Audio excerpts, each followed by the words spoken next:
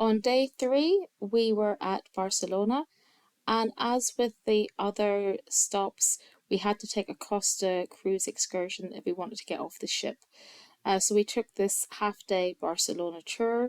It was based in 2 parts. The first one was to take us to the famous Gaudi designed church called La Sagrada Familia. We weren't going inside, but we were getting some really good views of it and close-up views of the facade. And then in the second half, we went to the Spanish village area, which we hadn't been to before, so it was really good to see that. So this is us just taking the bus around to La Sagrada Familia.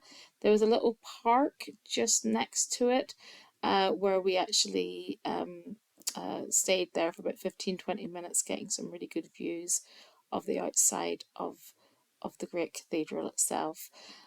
We did go closer towards the end, and we got to see this is the Passion facade, which I think was actually built in the 1950s.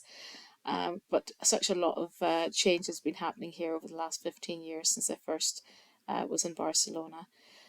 We had a bit of a walking tour around the old town, and here we stopped off at the chocolate box. There's a few of these around Barcelona, and you can see we went for the churros and hot chocolate as our treat during the tour. The second half of the excursion was focused here at the Spanish village. The Spanish village is located in the Montjuic region of Barcelona. It's basically where a lot of the big world trade shows took place in the early 20th century, and this was built, I think, around 1929. It's also where the Olympic Games of 1992 was based up in this area. It's basically like a big theme park based around Spanish regions and their architecture, but it was really nicely designed with Halloween in mind. Lydia particularly liked seeing all of the decorations, and she kind of wished we'd been in Barcelona in an evening because they had fireworks and things at night time here in the Spanish village. But it was good to walk around and to see the different architectural styles around Spain.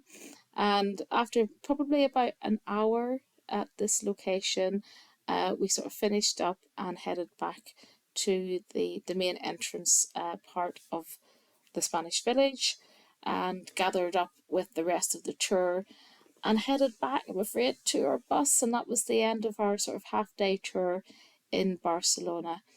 We were aiming to get back to the ship for lunch. And unusually for us, we didn't do the buffet at lunchtime. We decided to take the option of one of the main dining room lunch areas. And we had a really delicious lunch, actually. We had some nice Spanish cheese and ham, and then we had a nice fish dish. And the afternoon, we just relaxed at the pool. In the early evening before dinner, we went to Coliseo and enjoyed one of these circus-style shows that was taking place. This was around 7 o'clock in the evening. And we probably had our best meal, certainly evening meal of the cruise that night. We all really enjoyed this one. So we had like a fish dish to begin with, as well as a little bit of ravioli. And the main courses, we had this sort of roast duck. I think everybody went for the roast duck dish, which was really good. But the highlight was definitely the cannolo at the end, which went down a real treat. And that's our favourite Costa dessert. Later on in the evening, we went to another couple of shows. You can see this is the Remo Theatre, and I'm not a big fan of its design because it's really hard to get good views from most of the seats. You can see here I was kind of like had to look around the staircase to try and get a view.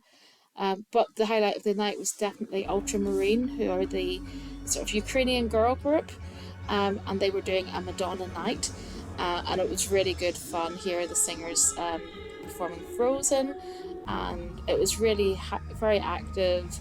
Lots of dancing, and she finished off with a really good rendition of Hung Up. And that was how we finished the day. That took us up to about midnight. And I think we definitely earned a nice rest the next morning as we had a sea day.